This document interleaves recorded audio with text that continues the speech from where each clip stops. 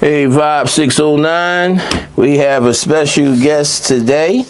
He goes by the name of Michael Suleiman, and we finally have him in, and we're about to find out what you guys need to know. And I say you guys, I'm talking about the guys that don't know. So with that being said, we welcome with a warm embrace Michael Suleiman. Well, thank you, Jamez, and thank you, James, and the whole group here at 65609 Radio. So appreciate you having me. Absolutely. It's a pleasure having you. For the people who know your name politically but do not really know Michael Suleiman, who are you? Well, I would just say from just stripping away any titles or past accolades or future accolades, I'm just a kid from Galloway. And I always say that, growing up, my dad died when I was young from leukemia at only 43 years old, and growing up with a single mom. And, I saw both how government could help people and how government didn't help people. Like when I got the grants I needed to afford college through Pell Grants, that was a way government was able to help families like mine. Frankly, I saw more instances where government failed to help families. The medical bill stacking up and my mom having to deal with that, literally years after my dad had passed. So that was one instance where government failed and the healthcare system failed my family. So, and that's really fueled me throughout my time in public service, whether it's politically, governmentally, just being a concerned citizen. You need something that why you're motivated to do things. And that's what motivated me to either help Sandy victims get the help they needed to rebuild their homes, to help veterans get the support they needed, to get folks who needed to get their unemployment checks post COVID or during COVID rather. So that's really motivated me to stay involved, get involved in public service. And, we need more people that have that mindset instead of just looking to enrich themselves. Excellent. Where did you grow up and what experiences shaped the person you are today? So I think my father's passing and my upbringing really shaped a great deal of who I became and really helped motivate me. And then, right out of high school, I went to Abscamia High School. And like a lot of folks, I could not afford 4 years of college. So I did what was called at that time the New Jersey Stars program, where I did my associate's degree at Atlantic Cape Community College and then went to Rutgers. And thank God for that, because that saved my family literally tens of thousands of dollars that we would not have had otherwise. So, having those opportunities really meant a lot to me, and I would hope we can give that to other young people like James and others who need help. And frankly, though, younger folks, Gen Z, millennials, Jamez, they're worse off than their parents, and that's probably the Absolutely. first time in American history that's the case. And I would say, right out of high school, getting involved in public service and working for a dear mentor and friend of mine, Jim Whalen, was such a great experience for me. I mean, I really learned a lot from Jim. He was a dear friend and mentor, and I think you saw a lot, and whether you agree with Jim or not, you saw a lot of good attributes of what a public servant should be. And I hope one day to live up to his standard and really do things to help the people, because we're on this rock of earth only for a limited time, and then we're going to depart, and hopefully we make a difference while we're here. Excellent. What first attracted you to politics and public service? Oh, that's a good question. Maybe because they're all a little crazy, Jamez. I don't know. That's probably the reason why. No, look, I think I'm a big believer of politics is the art of the possible. That's Otto von Bismarck's quote. And to me, you got to get stuff done. And it helps to be active. It helps to protest. It helps to make your voice heard. But at a certain point, in order to get stuff done, whether that's healthcare reform, whether that's diversify the economy in Atlantic County, whether it's helping the town of Pleasantville, you need political power to do that, quite frankly. And the way to get political power is to win elections. The way you win elections is to run good campaigns. So for good or bad, it's the means to an end. Some people think of politics as the end. Politics is the means to an end. The real end is universal pre-K, good education, good schools, clean and safe streets. So we need that political process to get the change we need. Excellent. Was there a specific moment when you realized you wanted to become involved in shaping government and public policy? I don't know if it's a specific moment. I think, my family's history, dealing with those medical bills, dealing with, a father who passed away when he was young. And thank God I had the resources available that helped me, go to college, able to get a job. And frankly, there's a lot of families just like mine, Jamez, that don't have those opportunities, that are left by the wayside. And to me, what's the phrase? If you want to go fast, If you want to go fast, go alone, but if you want to go far, go together. So to me, that's what we need to do down here, because if you look at Atlantic County, we have been pretty stagnant for decades and decades and decades. If you look at all the issues we talked about if you look at all the issues when we legalized casino gaming in the late 70s, diversifying the economy, good paying jobs, clean and safe streets. What are we talking about 50 years later? The exact same issues. So I think we've had, quite frankly, policymakers that have failed us on both sides and over the many decades.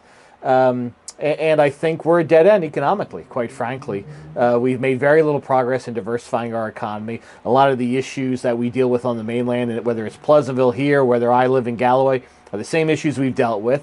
And that's the reason why our population is stagnant. That's why our population is aging. And if we don't get things fixed soon, especially with New York gaming coming online, we're really screwed. Who were some of the people, political or otherwise, who influenced your approach to leadership? Man, these are good questions. Oh, man. Either it was James or it was ChatGPT, Jamez. No, I'm teasing. Had to get ready for you, man. No, listen, I think, Jim, rest in peace, Jim really did a lot for me. Really showed an example of, sometimes he would always tell me when I was younger, take some speed off your fastball, Suleiman.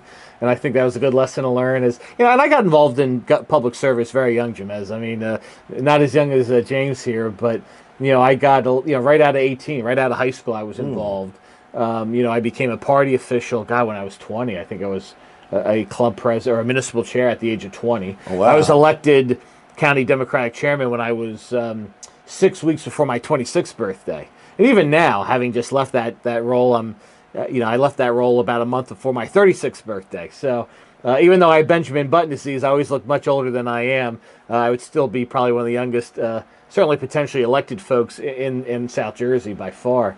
So I've had, Jim being a great mentor, a woman named Beth Schroeder, who actually hired me in my first job, has been a dear mentor and friend. And even if you look at some of the national figures that I've never met or never really had interactions with, but really are inspirations. I mean, I think clearly Bill Clinton had a great knack by him in terms of how charismatic he was, but also how he empathized with people, which I think is really important. I even look at, Barack Obama. I know that's an easy one to say because he was our most recent, two-term Democratic president. But clearly he did not shy away from his great intellect, and sometimes he was trying to raise voters up instead of kind of dumbing things down. I think he really raised our conscience and our profile as a country, which is admirable. And I even think, back in history, I mean, I really admired Lyndon Johnson. How he was able to command legislation and get things done. Quite frankly, there's a reason why civil rights legislation stalled under Kennedy and got done under Johnson, because Johnson knew how the sausage was made, quite frankly. I know that's maybe not politically convenient to say, but, you've got to know how to get things done. And I know a lot of talk about political outsiders, and I think that's important because people are clearly fed up with entrenched politicians, but you have to know how to make the sausage. And quite frankly, I know how to make a lot of sausage. Sometimes it tastes better than other times, but we got to get stuff done for the people of Atlantic County. Looking back over your career so far, what accomplishment are you most proud of?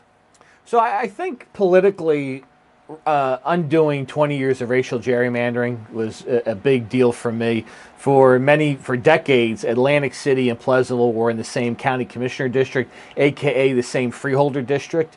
And that was old school gerrymandering. It was a hyper-packed minority-majority district where Ernest Corsi, rest in peace, used to win his district by 30, 35 points. And the other 4 districts were heavy Republican. So it was old school gerrymandering, not dissimilar from what we've seen in the South, what we've seen post the Supreme Court decision gutting the Voting Rights Act. So undoing that took a lot of effort, took a lot of convincing. Frankly, Ernie deserves a lot of credit because he agreed to go with our map, which made his seat inherently much more competitive. But he realized we had to undo this gerrymandering.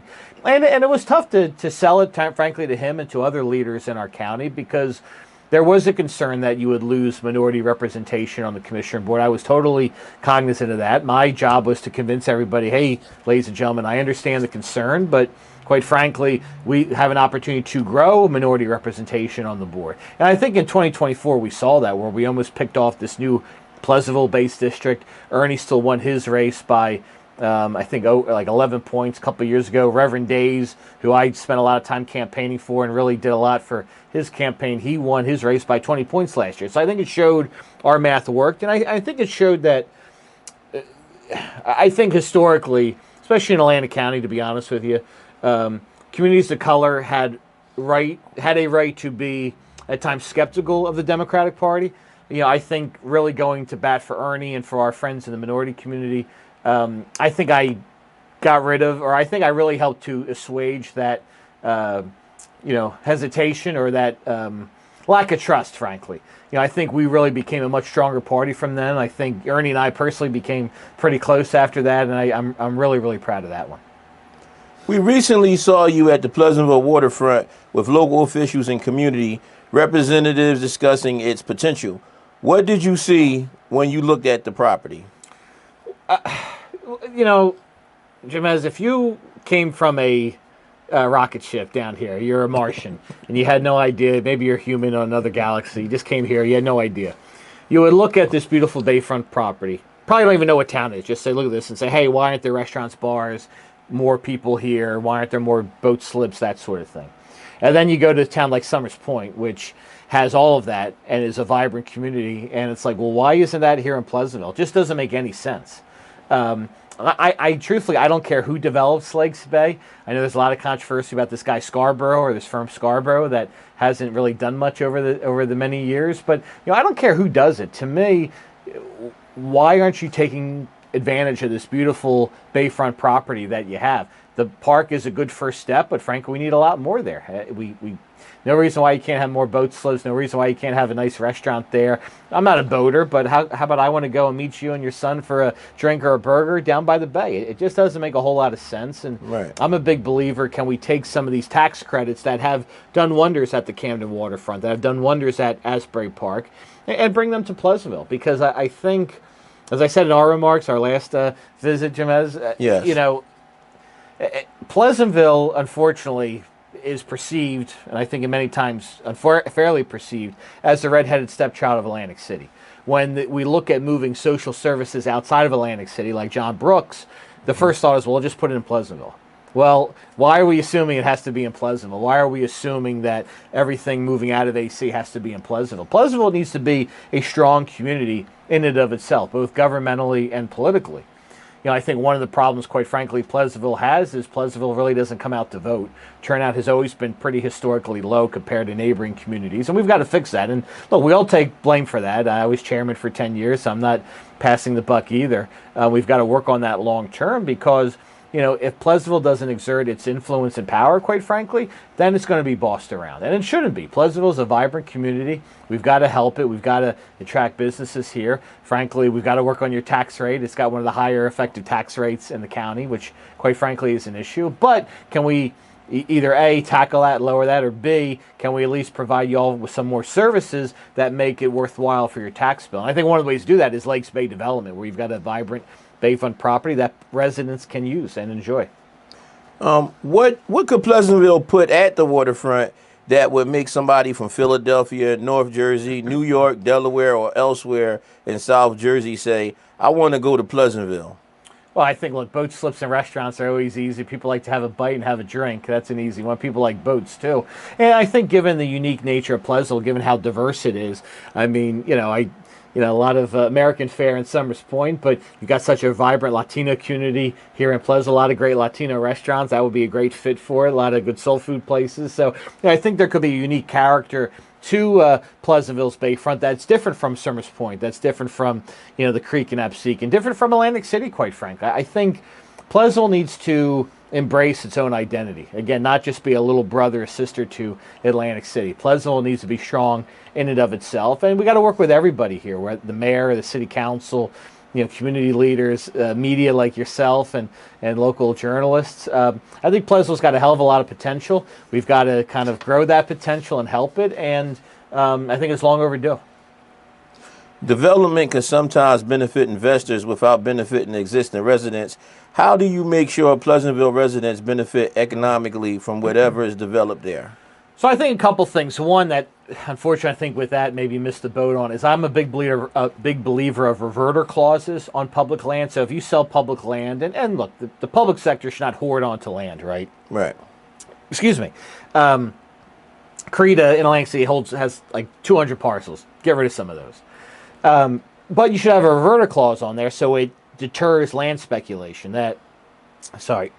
If we sell you a piece of land and you don't do anything with it in 5 years, you don't show any action on this land, then the land reverts back to the public body. I think that's very reasonable in terms of making sure the development stays with the community. I think there's some things you can look at, whether it's making sure there's some, maybe not exact quotas, but some sort of benchmarks to be made in terms of either local investment for a society benefits fund, or to make sure that a certain percentage of residents or a certain percentage of the workers are residents or nearby to the community. I think that is important. And, like part of that is making sure that when tax credits and tax incentives come in, that is vetted well in advance, either by the EDA, by the city, by the county. You should really know, like I think the Amazon in Hamilton is an example, whether you agree with the Amazon deal or not, in terms of Hamilton Township knows exactly what it's going to get. They know what's involved. The developer knows what sort of payment in lieu of taxes they're getting. I think you need that transparency right from the get-go before any, deals are signed. So I think that is critically important. And more transparency, the better on that front. What industries beyond gaming and tourism should Atlantic County be pursuing? I think we got to start with the low-hanging fruit here. To me, it's kind of three. The aviation industry, you have the Aviation Research Park in EHT is important, but, they're just finishing their second building now. They still have 5 more to go, so we need to do a lot more on that front. 2, the agriculture industry. I don't think people realize that farming and agriculture is a multi-billion-dollar industry here in South Jersey. We should be doing a lot more of that, and how we can export produce and our product outside of Atlantic City, whether by rail, whether by car, whether by plane, is really important. And 3, we talk a lot about the eds and meds. I have been very concerned about Stockton, quite frankly, because they are looking to shrink. I don't necessarily agree with that approach. I think, if in order to grow and fix any issues, you actually need to grow your customer base, but in this case, grow your student population. So I don't know if I necessarily agree with throwing in the white flag and saying that Stockton should just be a smaller school. I think we should build Stockton up. Stockton's got to be a vibrant community, and especially with the campus in Atlantic City, I think it's critically important. So I think we start there, and I do think beyond that we ease our way into post-COVID world. People are able to work from home at least part of the time. So can we make this area more attractive to folks to say, hey, if you work in Philly, but you have to be in the office 3 days, 2 days a week, but yet you can work from home 3 days a week. How can we make Atlantic County more attractive to someone like you? How can we improve the Atlantic City rail line so there's more frequent trips to Philadelphia? How can we make there's more amenities down here where it comes to home health aides and healthcare and nursing aides for our older population, that this is a place to retire here? So I think long term we've got to have those conversations, Jamez. I think the problem is nobody's thinking long term, right? I think people are thinking 1 to 3 years out. And again, I think the benefit of being a young person is, I'm very concerned about where is Atlantic County going to be 20 years from now. Frankly, we have folks who are older who aren't thinking that far ahead, quite frankly. To me, forget 1 year, 3 years, where are we going to be in 20 years? And if we don't do things soon now to plant those seeds for 20 years from now, we could be in rough shape down here. We could have less population. We could have a lot of jobs lost. And, I think we could end up being, respectfully, a Cumberland County where you've got much less population, a lot of poverty. We're already second poorest county now. If we're not careful, we're going to be the poorest county in the state, quite frankly. You spent a decade leading the Atlantic County Democratic Organization. What did that experience teach you about how political power works in South Jersey? Well, it taught me that I got to regrow my hair and lose some weight. That's for sure.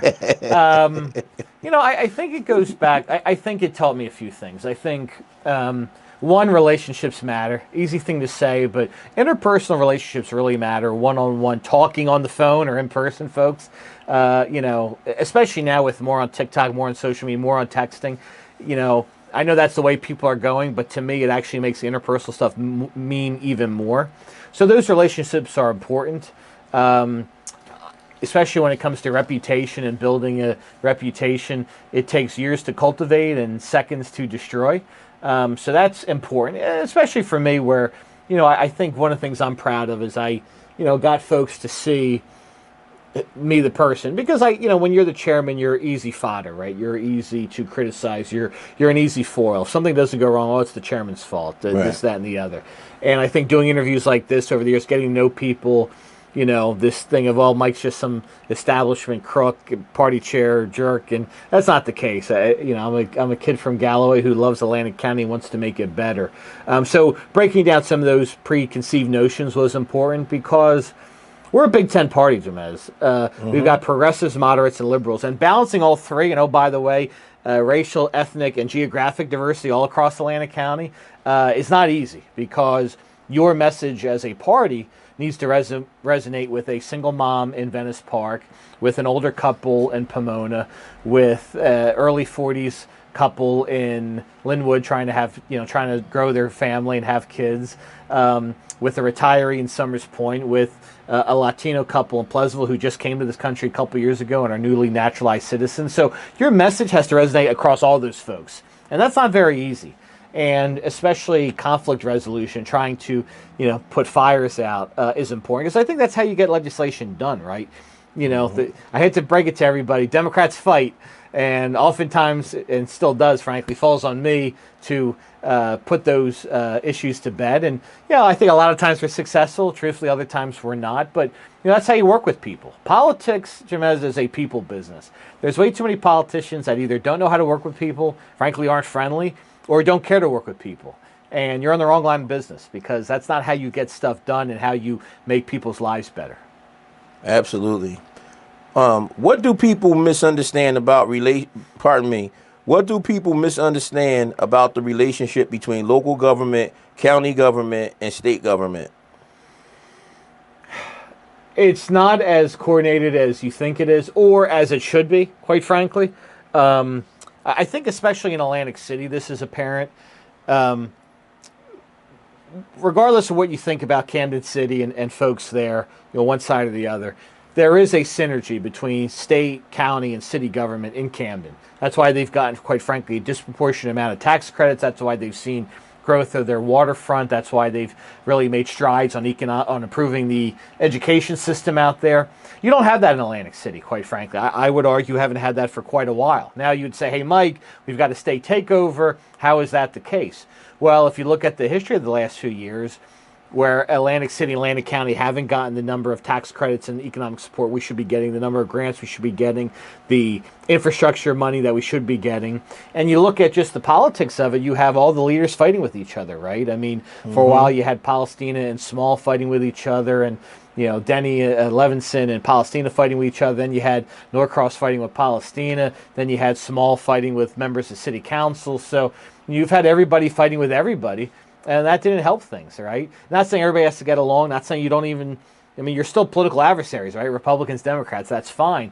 But when you don't have that synergy, and even the state, you could make the argument, and I would, frankly, under the Murphy administration, the state DCA could have done a lot more in Atlantic City on day-to-day stuff. So when you have everybody fighting with each other, not working together, you don't get a lot done. So I think that's the one thing, is that it should be a lot more coordinated, but it isn't.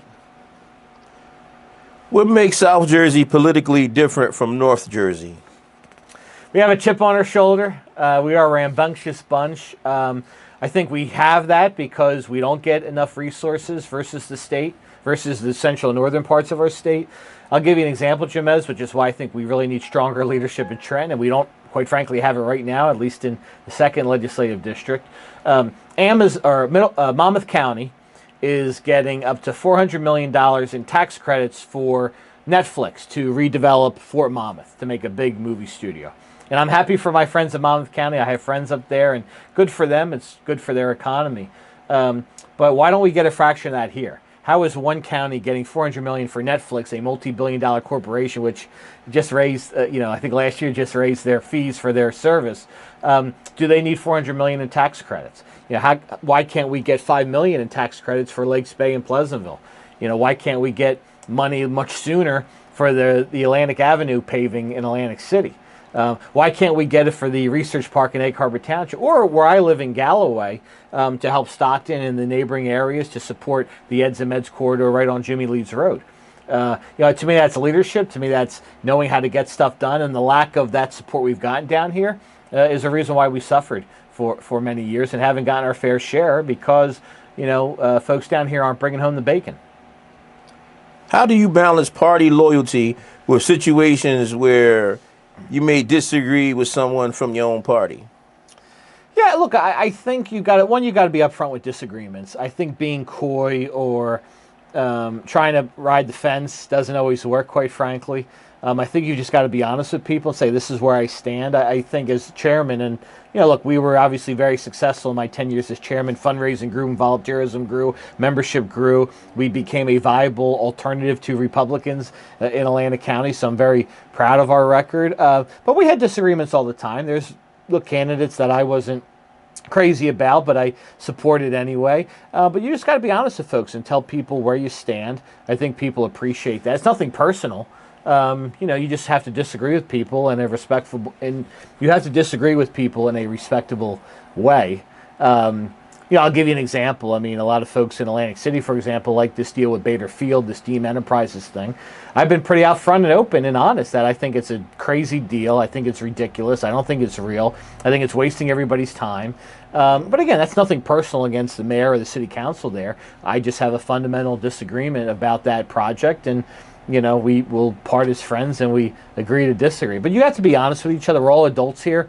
And I always say, if you can't take the heat from you or me, then you shouldn't be in politics, because as soon as you walk into a room, 40% of people aren't going to vote for you anyway. Is there anything about South Jersey's political culture that you believe needs to change? Oh, that's another good one. I think, it's still hard for certain folks to run, quite frankly. I still think there's a gender gap where it's much harder for female elected officials and candidates to be taken as seriously as their male counterparts, to be blunt. Now, I'm proud that we've run multi-year years of all-female commissioner candidates. We've really gotten more. We got, first female Democratic mayors in Absecon and Buena Vista, things like that. But, clearly, there's a double standard with men and women in politics, and that's got to change. I still think there's a candidates of color start behind versus their Caucasian counterparts, unfortunately. I think that's got to change. And we've started to do that, but there's always more work to be done, quite frankly. One of the things I prided us on is not just running black and brown candidates just for the sake of doing it. Actually having real strong candidates that happen to be black or Latino, and promoting them and making sure they are invested and engaged in the democratic process. Because I think people do feel left out, quite frankly. I was chairman. We have our convention process. We instituted ranked choice voting. I instituted ranked choice voting to make it more democratic, to make sure people knew who they were voting for. So it's always a work in progress. It's a more perfect union. We made a lot of progress as chairman. Obviously, we want to hope to make more progress politically, but I think we're getting there. And trying to make it more accessible for everybody, because that's important. There's been public reporting that you could be a candidate for the New Jersey State Senate in the 2nd Legislative District in 2027. Are you considering running? Yeah, we are strongly considering running.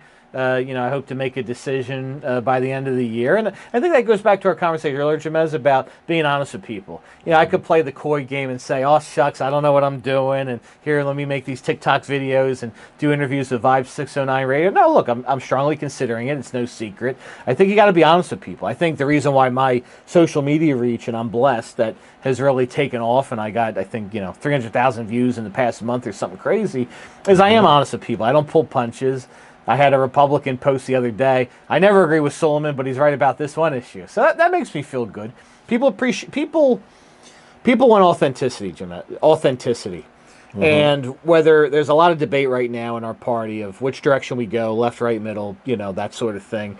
People have looked at a lot of the primaries and, New York, Colorado, Michigan. And I think that shows that people want real, authentic representatives. They want it straight. They want policy bona fides. I think a lot of folks in my party, even some of our elected officials, quite frankly, think the messaging has to be affordability, Trump is bad, vote for me. And I think people want more than that. How are you going to make things affordable? What are you going to do post-Trump? And I think you've got to be honest with people and give them real bona fides. That's why through my nonprofit think tank, South Jersey Forward, we've done that. What we want to do with growing middle-class housing, what we're going to do to fill the local media void, food insecurity. People are hungry for details, quite frankly, and I think we have a responsibility to give it to them.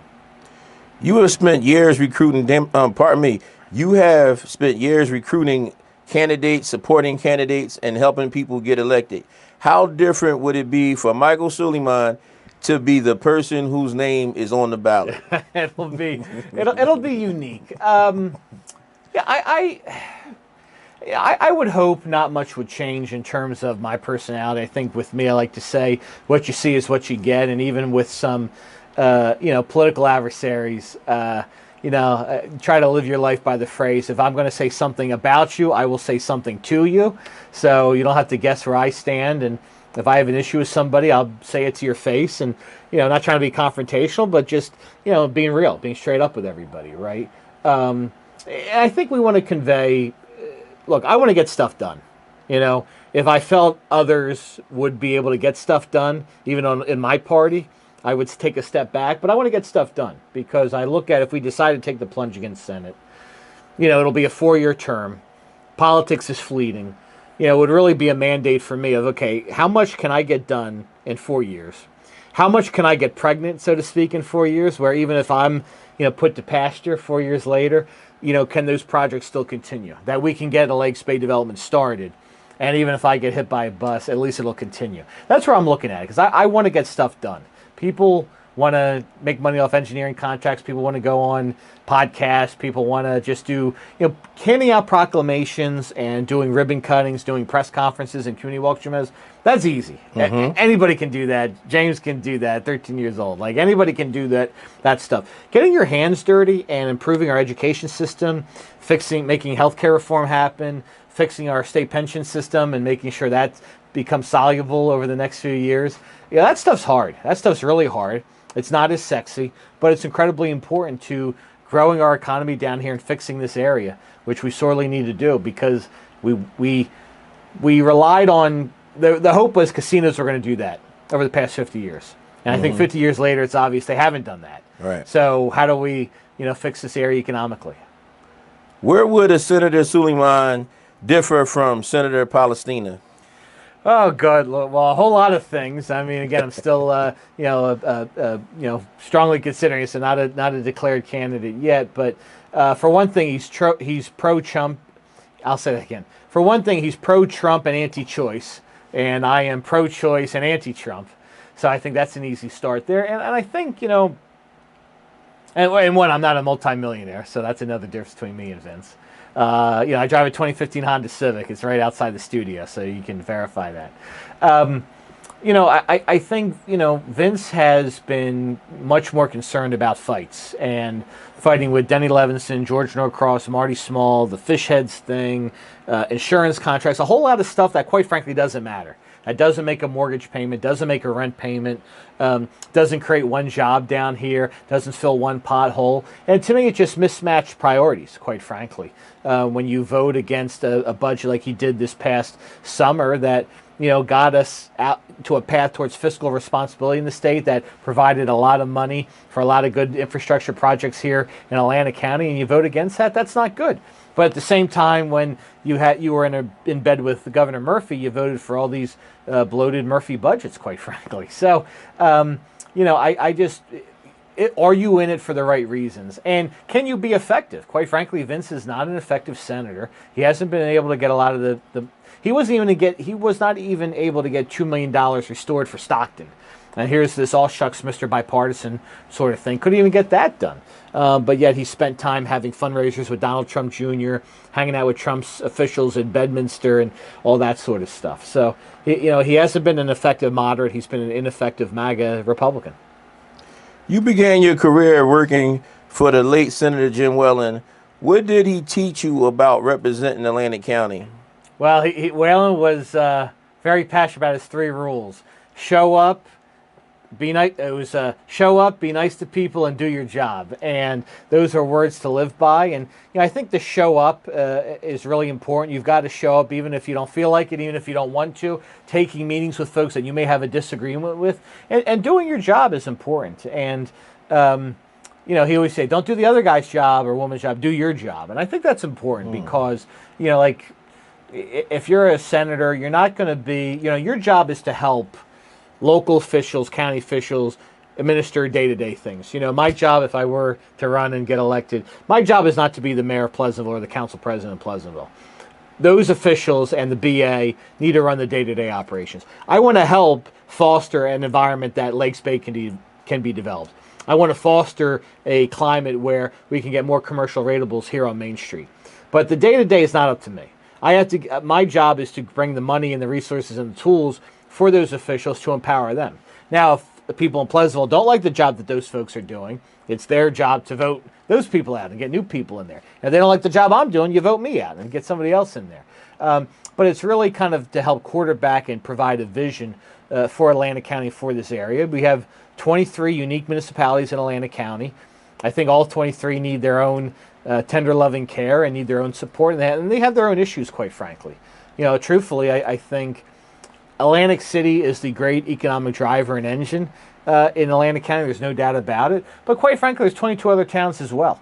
And sometimes, things become so Atlantic City centric that the particular needs of Galloway, of Egg Harbor Township, of Pleasantville, of Mays Landing, Hamilton Township, they get missed. And I think you can walk, talk, and chew gum at the same time. You can take care of Atlantic City and the big, vibrant economic engine that it is, or could be, quite frankly, but at the same time focus on individual town needs, irrespective of Atlantic City. If you became state senator representing the 2nd District, what could you actually do from Trenton to help make Pleasantville waterfront development happen? I think you really use the bully pulpit and use the leverage you have, and frankly, the political acumen to get tax credits and support down here, whether it's loans, EDA grants, tax credits for developers. That's really important. If there's some I believe there's some green acres back there. If you've got an issue with DEP, is your legislators calling the commissioner on DEP, frankly, do some arm twisting and say, hey, you got to help. And ease up, because sometimes, look, I'm an environmentalist, Jamez, but it's tough with. I always say in Atlantic County, especially like where I live in Galloway, it's tough because east of the Parkway is CAFRA, west of the Parkway is Pineland. So sometimes these environmental regulations are really cumbersome, unnecessarily so. Now, some would say, Suleiman, you don't like the environment, you're a Republican, you don't care. No, baloney. I'm an environmentalist. I believe climate change is an existential threat, but at the same time, you've got to have reasonable regulations. And I do like the fact that Governor Sherrill is saying that, quite frankly. She's made it clear that we've got to be more, less burdensome on our regulations when it comes to environmental labor, or not so much labor, but more environmental and that sort of thing, regulations, because you've got to be responsible and reasonable. And you can do that. So I think that's really important. And even, too, just using the gravitas you have in that office. I would say I think Vince has no gravitas, with all due respect. And I like Vince on a personal level. No issue there. But, when you get demasculated by Denny Levinson, when you get demasculated by George Norcross, when you get demasculated by Marty Small, when your prosecutor goes on a rampage and bungles an investigation and wastes a whole lot of taxpayer money on that thing, you kind of lose all political capital, quite frankly. And someone like me, who I like to say I get along with everybody, but I don't back down on my principles, and I've spent a time fighting with all three of those individuals at one time or another on various things, not in a adversarial way, but just standing up for what I believe in and not backing down from everybody. Vince is back down from everybody. So how do you get respected when you are beaten up like a piñata? You don't. 20 years from now, what do you want your contribution to South Jersey to have been? Well, hopefully it's still yet to be written, right?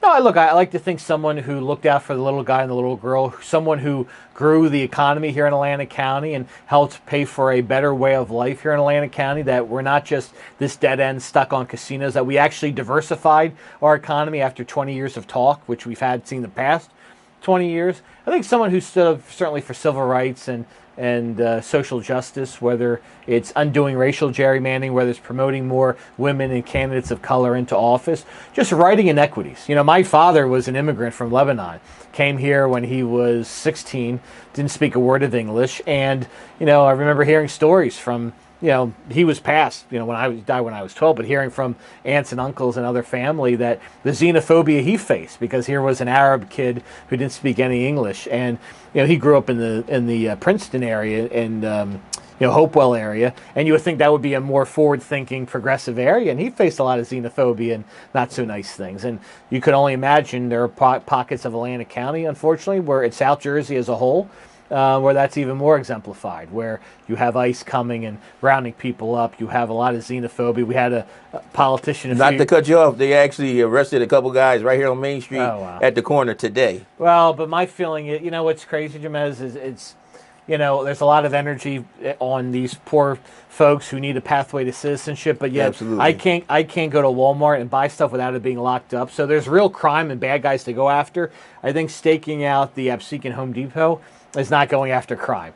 Let's go after people who do thefts, right? Do thefts and steal and do some bad things in Atlantic County, not, you know, a poor schmuck on walking down the street on Main Street. So to me, it's just priorities are mixed up. You like that, don't you? Absolutely. Well, it's Absolutely. true because, you know, we've got real Absolutely. issues with crime, and even with the ATV and the off-road vehicles here. I know that's still an issue here in Pleasantville. I've seen it myself where these kids are driving all over the place, and it's not good. It's just, you know, let's get those damn vehicles off the street and worry less about some roofer at Home Depot at 6 a.m, which, you know, not the way to do public safety here in South Jersey.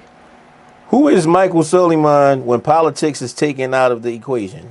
Oh, good Lord. I don't know. It's tough to say. You know, I'm so passionate, honestly, about... No, look, I love this stuff. And not just the brass tacks, who's going to win an election, but I'm a policy nerd at heart. I could talk to you for another hour about, you know, housing policy and transportation and fun stuff like that. I enjoy reading budgets and looking at Pleasantville's budget and things of that nature. But, you know, beyond that, I think I'm like every other schmuck, just trying to make this mortgage payment, trying to keep a roof above water. Obviously, love spending time with family and friends, and, you know, watching Game of Thrones or House of the Dragon on HBO on Sunday nights and things like that. And, you know, you've got to have those mental health breaks. I think, you know, we went from COVID to Trump's election to everything terrible stuff going on now. It's easy for folks either A, to get disenchanted with politics, B, lose their minds, C, think that there's no hope left.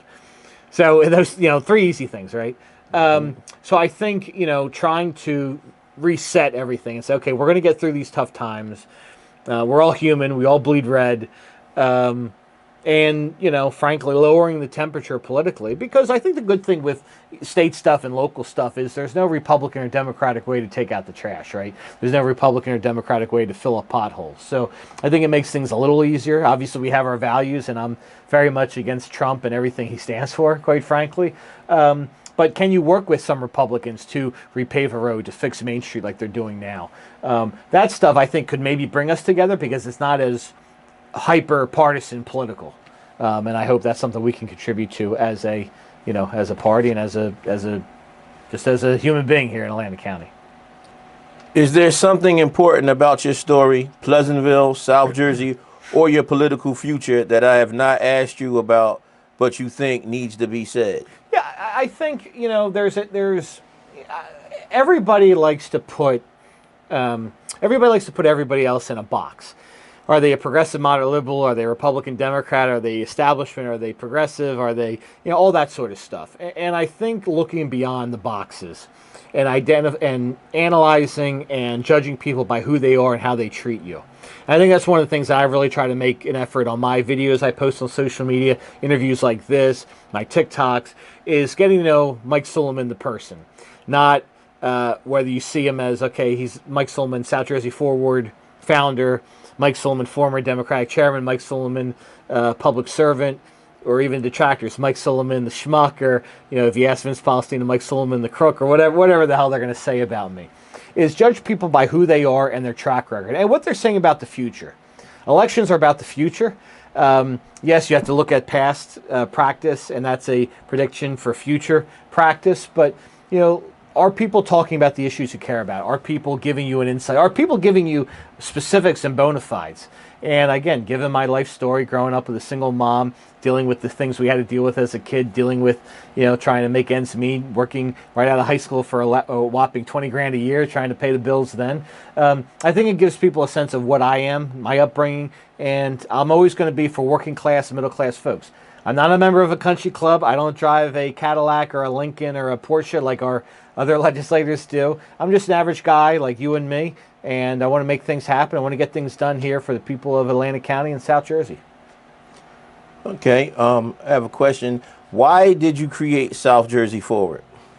Because there was a huge void left, quite frankly, in terms of public policy of solutions. I go back to, okay, let's make things affordable. Well, how? I think there was a big void in terms of, just issues that I was concerned about. Growing owner-occupied middle-class housing in Atlantic City. The local media void, which is huge. The press is getting worse and worse. Local media is going by the wayside. Most people don't know what's going on in their town. There weren't enough issues, and there weren't enough issues specific to our area, quite frankly. It would just be statewide platitudes. So here's what we should do about affordable housing. Well, there's nothing specific to Atlantic County and South Jersey. That really motivated me. We've done a lot of good research, whether it's Warren State Forest, growing the real estate market and making housing more affordable for folks here, manufacturing in South Jersey, which is important. So there's a lot of niche, important local issues that weren't being touched on, quite frankly. And we're proud of the work we've done, and we're continuing to do that regardless of what I decided to do. Okay, you have used South Jersey Forward to focus attention on issues such as housing, economic development, transportation, and local media. Yeah. Which of those issues worries you most about South Jersey's future? Oh, man, all of them, right?